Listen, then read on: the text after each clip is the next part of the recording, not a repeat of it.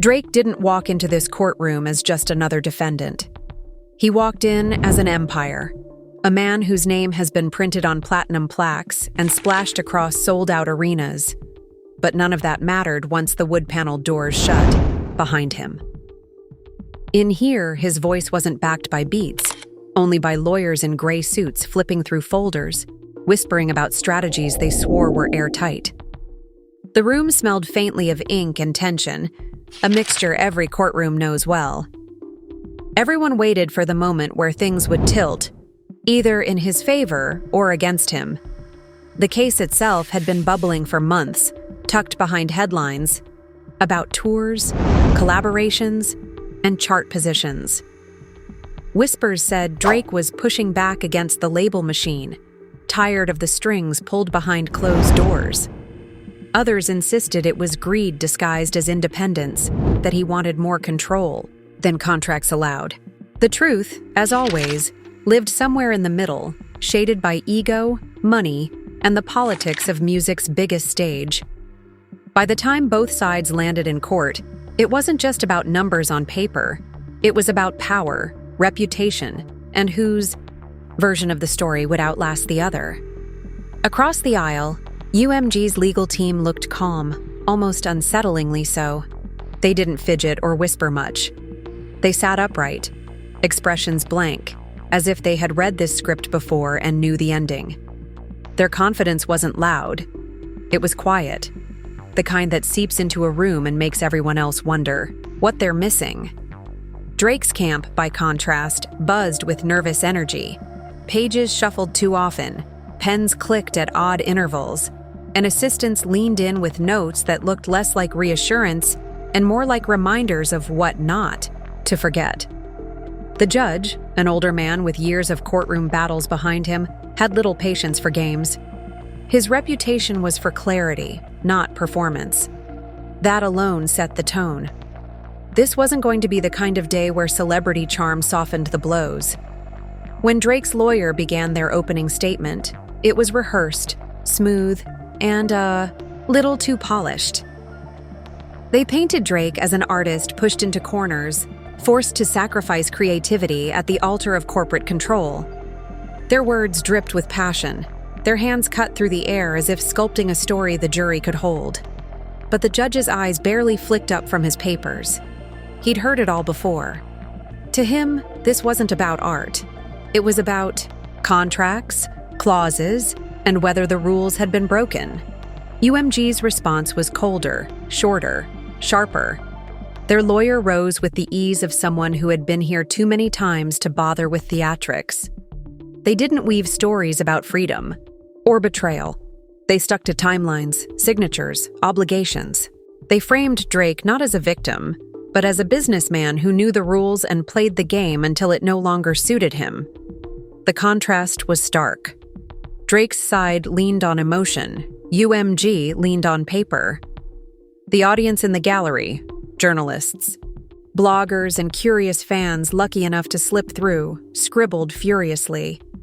They knew this wasn't just a legal fight. This was history being made in real time, a star clashing with the very system that helped build him. As the day stretched on, more details surfaced, each one painting the picture in a slightly different shade. There were references to old emails, messages exchanged between executives and representatives, meetings that had seemed harmless until dragged into the light. Every word was replayed, dissected, questioned. Drake sat still, jaw clenched, his gaze fixed on a spot on the wall as if staring hard enough might block out the sound of his past being dragged through the air. Occasionally, he whispered to his lawyer, lips tight, frustration flashing across, his face like lightning no one else could hear. What made the room tense wasn't just what was being said, but what wasn't. There were hints at deals that fell apart, whispers of industry figures who weren't in the room but whose shadows hung heavy over every sentence. Producers who once swore loyalty, executives who once praised Drake publicly, now had their names sliding into conversations as if alliances had quietly shifted. It wasn't just artist versus label. It was a web of connections unraveling, and nobody knew where the strings would snap. Outside the courthouse, fans gathered, some holding posters.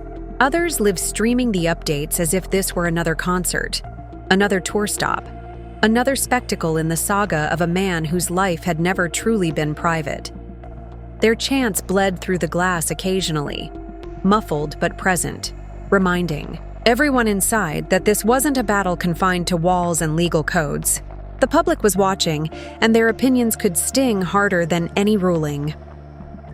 At one point, during a cross-examination, UMG's lawyer asked a question so direct it made the room pause. Would you agree that the contracts you signed gave you both unprecedented freedom and unprecedented profit? It was the kind of line that cut deep, framed to make Drake look not like a trapped artist, but a privileged one demanding more.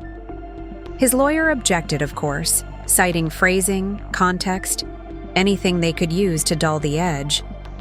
But the seed had been planted.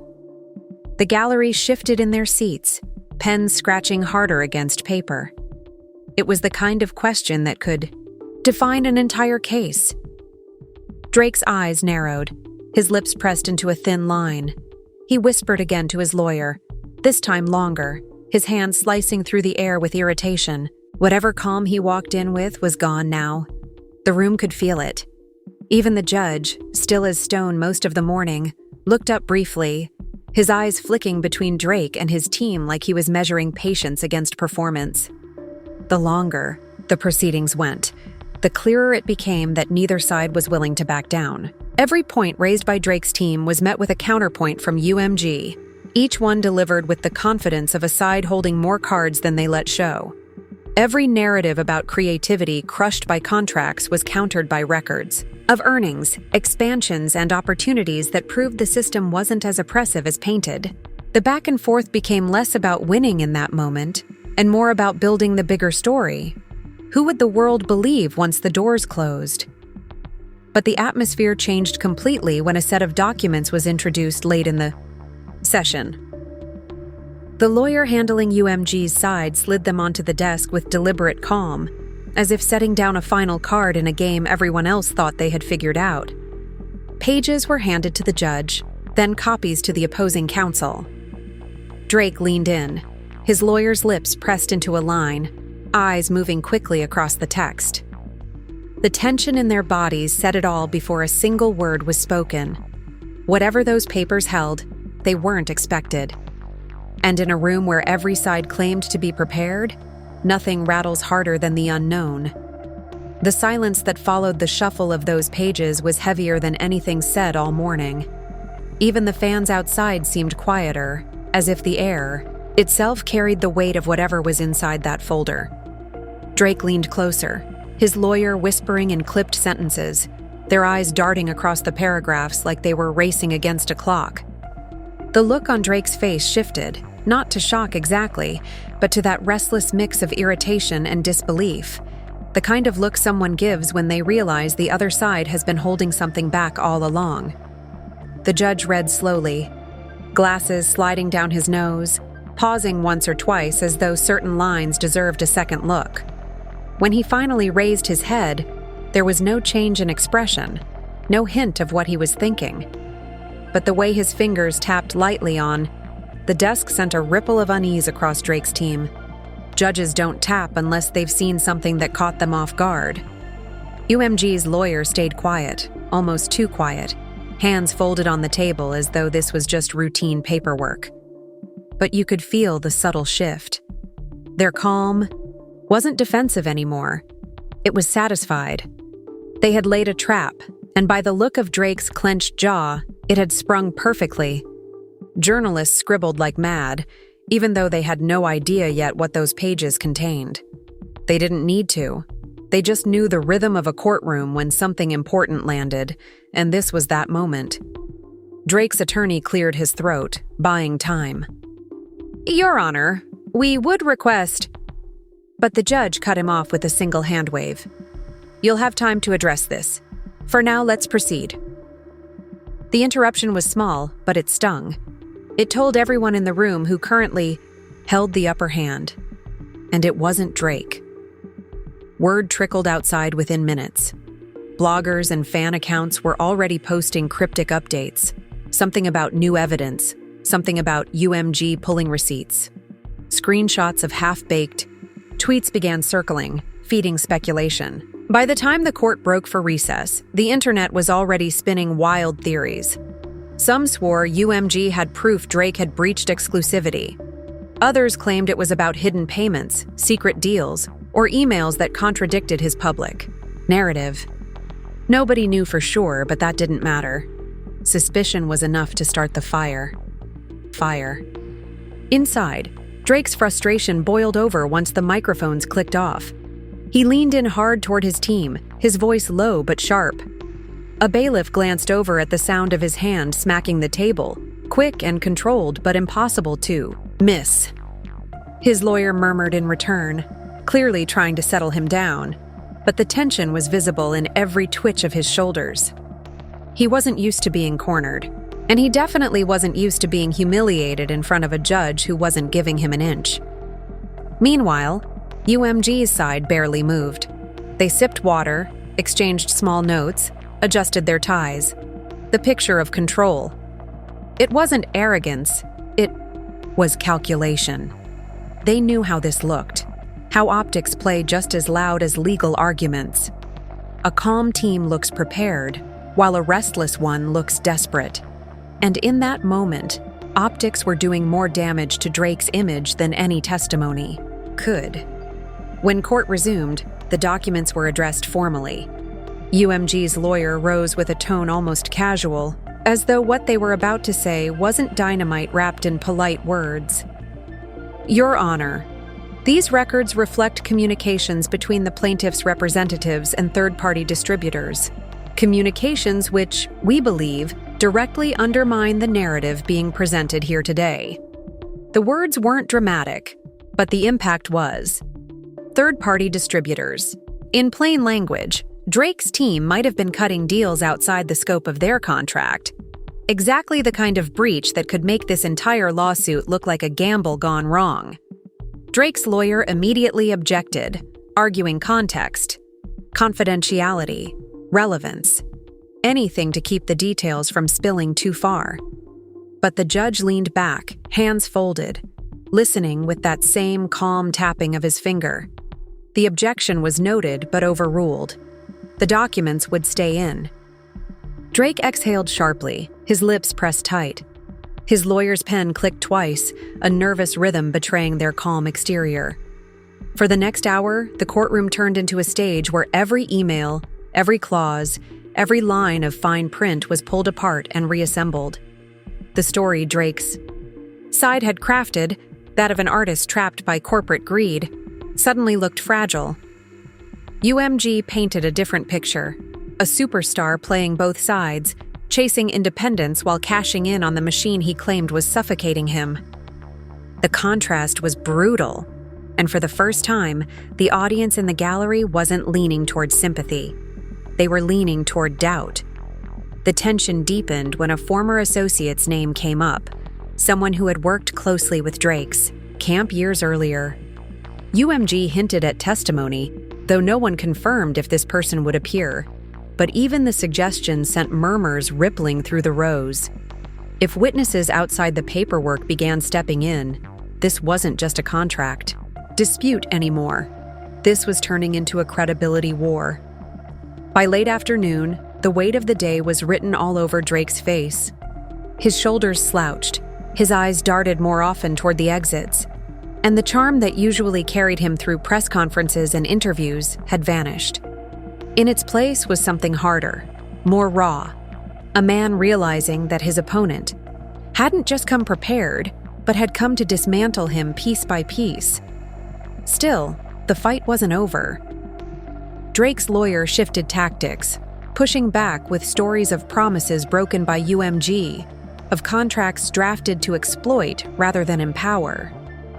They painted the label as the villain, the faceless corporation crushing artistry under its boot. For a moment, the passion landed. A few heads in the gallery nodded, maybe even swayed. But then UMG dropped another detail, small but cutting, about advances paid and bonuses taken. the kind of detail that made sympathy curdle into skepticism. Because when numbers stack against emotions, juries tend to follow the numbers.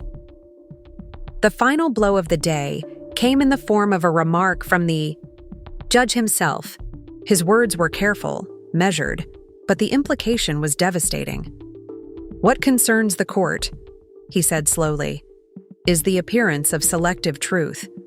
When narratives change depending on convenience, credibility suffers." He didn't name names, but everyone knew who he was speaking to.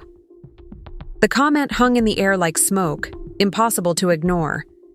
Drake's head lowered slightly, his hand rubbing the back of his neck. His team whispered urgently, trying to spin it, but the damage had been done. Journalists scribbled the line word for word, already imagining it as tomorrow's headline: selective truth.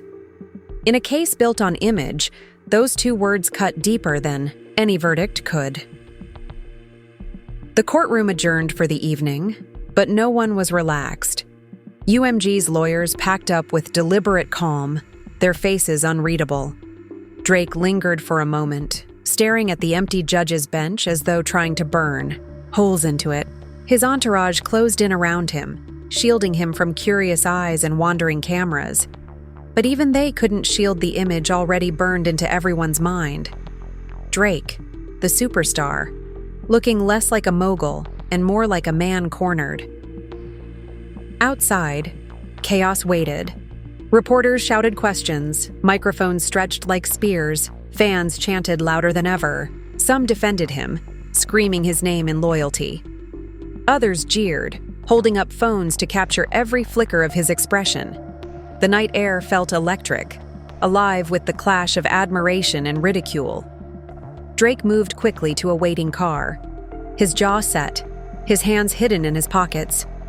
No statements, no smiles, just silence, and the roar of the crowd swallowing him whole as the door slammed shut. But the whispers didn't stop. If anything, they grew louder once he was gone. Because everyone knew now, this case wasn't leaning his way anymore. The next morning, the courtroom felt different. There was a buzz in the air, the kind that hinted people knew something dramatic was about to happen. Journalists had arrived. Earlier than usual, fans had crowded outside the courthouse gates holding signs, and the line to get inside wrapped around the block. It wasn't just a hearing anymore, it was a spectacle, and everyone could feel it. Drake arrived, flanked by security, his hoodie pulled up and his jaw tight, avoiding eye contact with anyone who dared shout questions.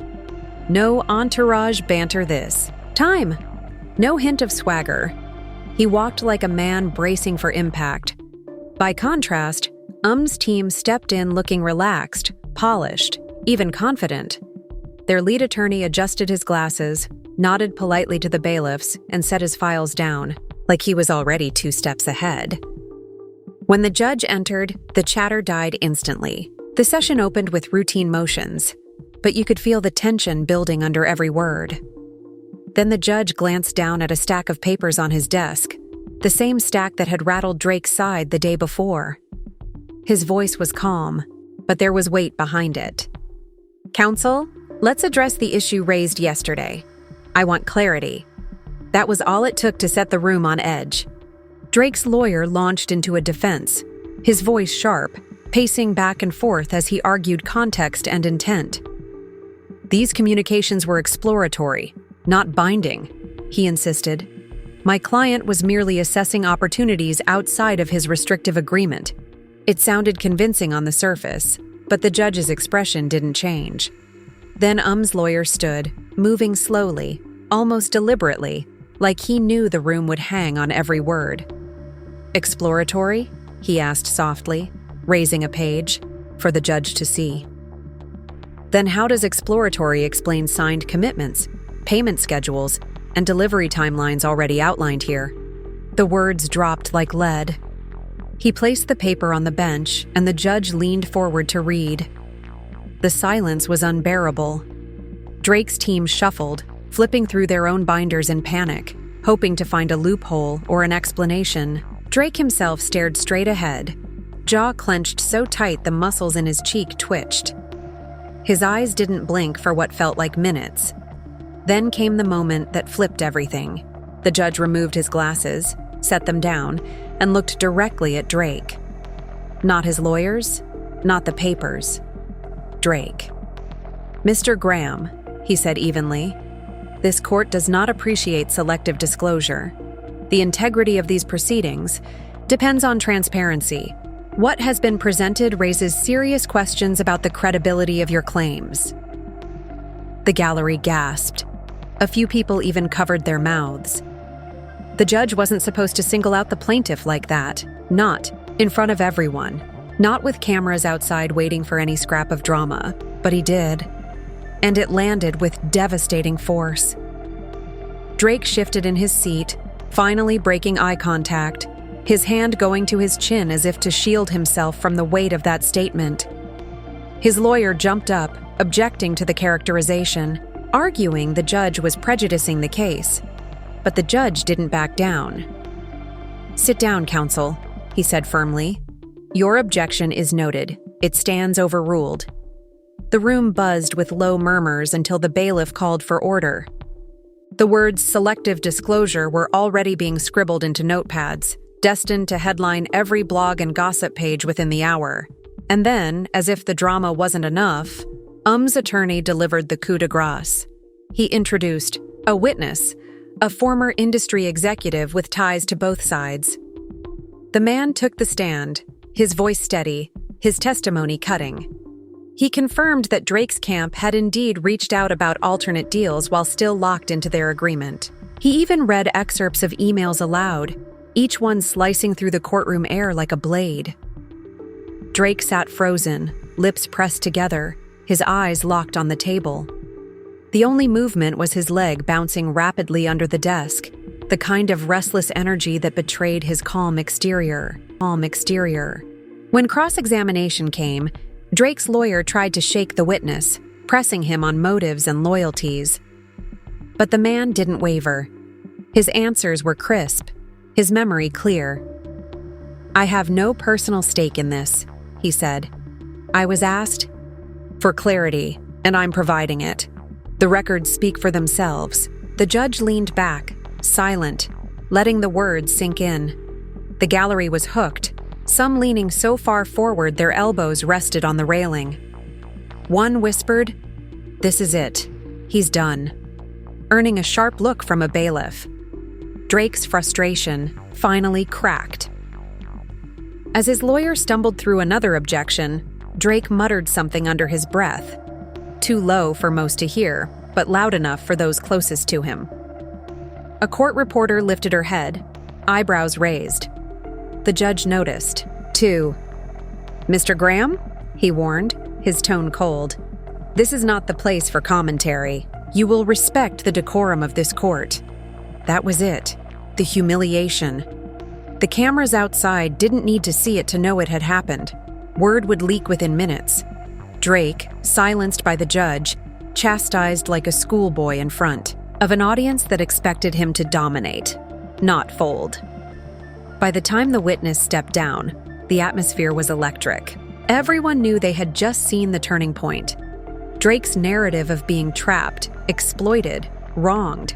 It wasn't holding up. Instead, the story taking shape was that of an artist who might have tried to play the system and lost. The judge called for a brief recess and the courtroom erupted in whispers. Drake stood abruptly, tugging at his jacket, pacing near the bench where he wasn't supposed to. His lawyer rushed over, pulling him aside, whispering furiously to calm him down. But the image was clear to everyone watching. He didn't look like a mogul in control. He looked like a man cornered. Outside, reporters were already live streaming updates, voices breathless as they described what had just unfolded.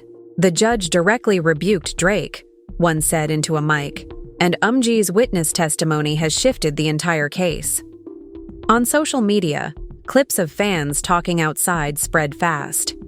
Some defended him, insisting the industry was railroading one of its biggest stars. Others mocked him, posting memes of judges slamming gavels with captions like, "Drake taking another L." When court resumed, the tension didn't let up. Drake's lawyer tried to regain ground, hammering on the unfairness of contract restrictions, the history of labels controlling artists. But it felt hollow now, like shouting into the wind. The momentum had shifted, and no amount of rhetoric could pull it back. The session ended with the judge reminding both sides to prepare for the next phase. His tone was even, but the message was clear. One side had credibility, the other had a problem. Drake exited quickly, head down, bodyguards forming a wall around him. But the damage couldn't be hidden. The humiliation wasn't in the documents alone. It was in the judge's words, the witness's testimony, and the look on his face when control slipped away. And the worst part for him was knowing it wasn't over, not by a long shot. When the doors of the courthouse opened that afternoon, the energy outside was nothing short of chaos. Cameras flashed nonstop, microphones were shoved into every possible direction, and reporters were tripping over each other to get a clear angle. Fans on both sides shouted at once, some yelling support for Drake, others cheering for G, while the middle of the crowd buzzed with speculation and fresh rumors. It didn't matter that the judge hadn't made a final ruling yet. The public had already decided something big had shifted, and everyone wanted to be first to say they saw it coming. Inside the lobby, Drake moved fast with his team, head still, bowed, hoodie pulled even lower than when he walked in earlier. His security detail formed a box around him as they rushed him into a waiting SUV. Reporters yelled questions over one another. "Drake, do you regret filing the lawsuit? What do you say about the judge's remarks? Is your deal really falling apart?" Drake didn't answer a single one. The slam of the car door was his only response, a sound that echoed louder than any word he could have spoken. Within minutes, clips from the hearing started to flood social media. One 30-second video of the judge saying, "This court does not appreciate selective disclosure," was looped endlessly with dramatic background music. Another clip, just 3 seconds long, showed Drake's leg bouncing under the table, and it had already turned into a meme. Captions read things like, "When you realize the group chat saw the screenshots," or "Drake hearing the witness receipts." The internet, as always, wasted no time turning legal drama into viral comedy. But not everyone was laughing. On fan forums, debates raged all night. Loyal supporters argued the system was stacked against Drake, that labels always find ways to punish artists who speak up. Some even called him brave for challenging saying the humiliation was proof he had rattled them. Critics, however, were merciless. They pointed to the evidence, the witness testimony, the judge's warning. To them, Drake wasn't a victim. He was reckless. Industry insiders whispered too. Producers who once lined up to work with him started questioning what this meant for future collaborations. One executive leaked to a blog that labels don't forgive this kind of stunt. It doesn't matter how many hits you have. If you burn the wrong bridge, you'll find yourself on an island. Another